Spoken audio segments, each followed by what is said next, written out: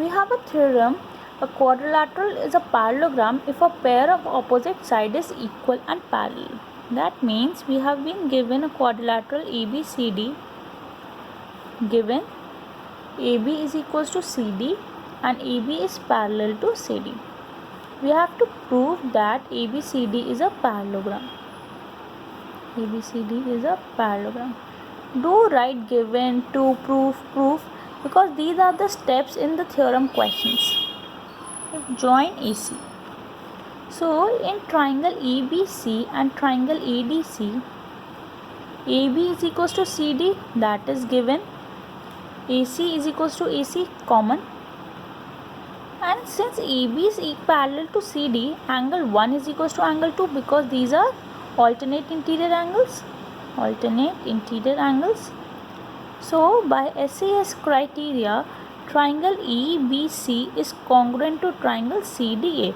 Now observe the order. AB is equals to CD, AC is equals to AC and angle 1. That means BAC is equals to DCA. So yes, my order is correct. Now by CPCT, I can state that angle 3 is equals to angle 4. Angle 3 is equals to angle 4 by CPCT. But these are alternate interior angles.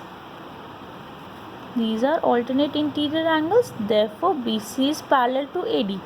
Now AB is parallel to CD and we have proved that BC is parallel to AD. Therefore, since opposite sides are parallel, therefore ABCD is a parallelogram. Hence proved.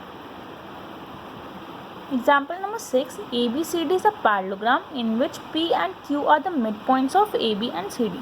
So given ABCD is a parallelogram, AP is equals to BP and DQ is equals to QC because these are the midpoints. AQ intersects DP at S and BQ intersects CP at R. To prove APCQ, DPBQ, PSQR is a parallelogram, we have to prove these three quadrilaterals as parallelogram. Proof. This side is equals to this side is equals to this side.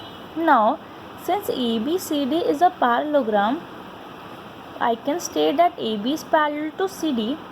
Since the complete line is parallel to the complete line, I can also write DP is parallel to CQ because a part of the line will also be parallel.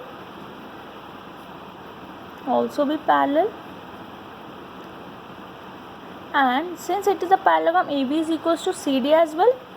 If AB is equals to CD, so half of AB will be half of equal to CD and half of AB AP is equals to CQ because these are the midpoints of the line segment. Since opposite sides are equal and parallel, therefore APCQ is a parallelogram because AP was equals to CQ and also AP is parallel to CQ. So we have proved that APCQ is a parallelogram. Now similarly, we can prove DPBQ as a parallelogram. AB is parallel to CD. This implies BP is parallel to DQ. Part of the line will be parallel. AB is equals to CD. So half of AB will also be equals to half of CD. Or I can write BP is equals to DQ. By the same theorem, opposite sides are equal and parallel. Therefore BP DQ is a parallelogram.